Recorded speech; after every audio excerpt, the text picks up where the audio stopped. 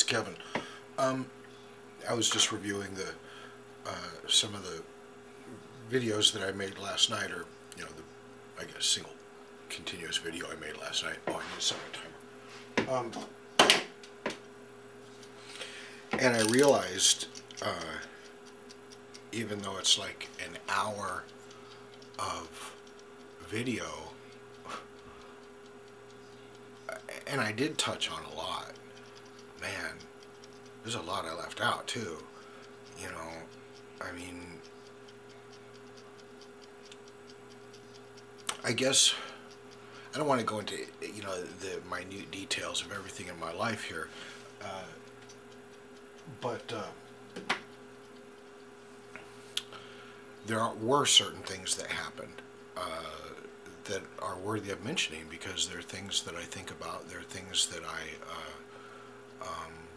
bother me or whatever. And one example of that is when I was about 14.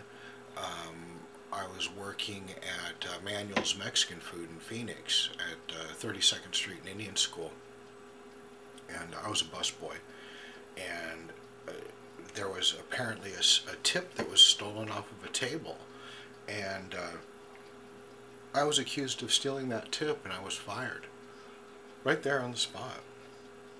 I didn't steal that tip. I'm not a thief or a liar. Not to say I haven't stolen anything in my life, and not to say that I haven't lied, because I certainly I have done both. But as a general rule, I mean, something like that, no, I didn't steal that tip. Right?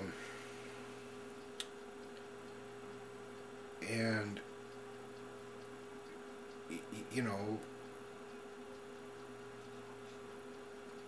I certainly had very important friendships and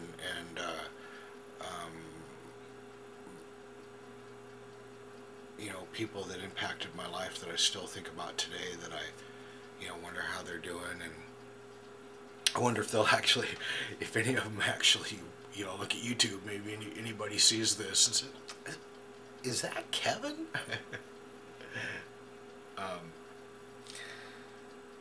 Anyway, so yeah, when I was 15 then, like I said, I had gone to Payson, partied, went and stayed at a neighbor's house. I think we'd gotten back from Payson on Sunday, me and Kenny and his older brother Dave, I believe was his name. We got back from Payson, and then our neighbors that lived across the alley back on the back side of our house, their parents, kind of cannot think of their last name right now, but anyway, maybe it was better for the best. But anyway, they were really cool people. They had 3 boys, or maybe 4 boys, and they were good people. I mean, I'm sure they smoked pot. I mean, they were like that kind of cool, just real cool people. They never smoked pot with me. They were like surrogate parents for me almost. That people that understood me better than what my mom and Phil understood me. Anyway, I stayed at their house that Sunday night then, and then I went to school Monday. And that's, like I mentioned, I figured they wouldn't. My parents never think to look at me for me at school, and they did. Phil was a smart man. Phil was a brilliant man. He was so, he could draw, and he was humorous. The man could have been on a writer on a comedy show, no problem. But he just didn't aspire to those things. Anyway. So my mom, when she got me from school, she had a bus ticket and sent me on the bus, and my dad picked me up in California. He had this, he had bought this Monte Carlo when I lived with him when I was 11, and he bought it brand spanking new. He was working at Reynolds Aluminum. He was making good money, and whatnot. And he bought this brand new 400 small block turbo 400 Monte Carlo. It had the quadraphonic sound. It had the the captain's chairs that swiveled. You know, it was that was a neat car. But by the time then that I moved back when I was 15, he had hot rodded this thing, and oh baby, it was sweet. That was back in the day when you could still get you know, back before unleaded gas. You know, you get the ethyl, and it had 12.5 to 1 compression pistons. Keith Black built small block 400 in it, and it was that was a bad boy.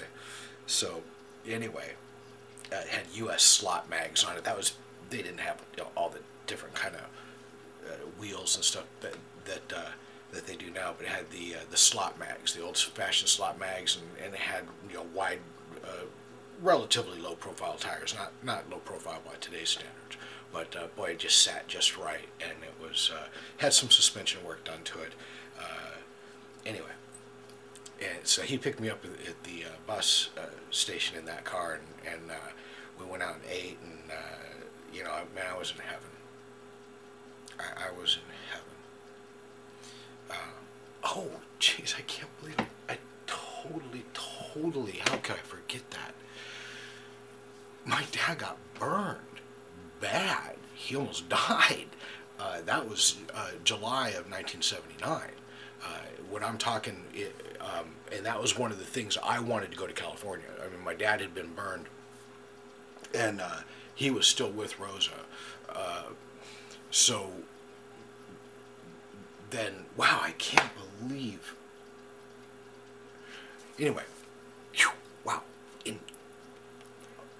brain explode. Yeah, so he had been burned. In July. Now this is October. It was actually October 22nd, 1979 was the day that I went back to California. He picks me up, but now mind you, what he was doing is he was priming a carburetor on a car with gasoline. A friend of his, Huey Fulton was his friend's name. It was like on the side of Huey's house in kind of a confined area, and the one of the hood latches or what hood springs was screwed up, you know, so the hood would only open like halfway.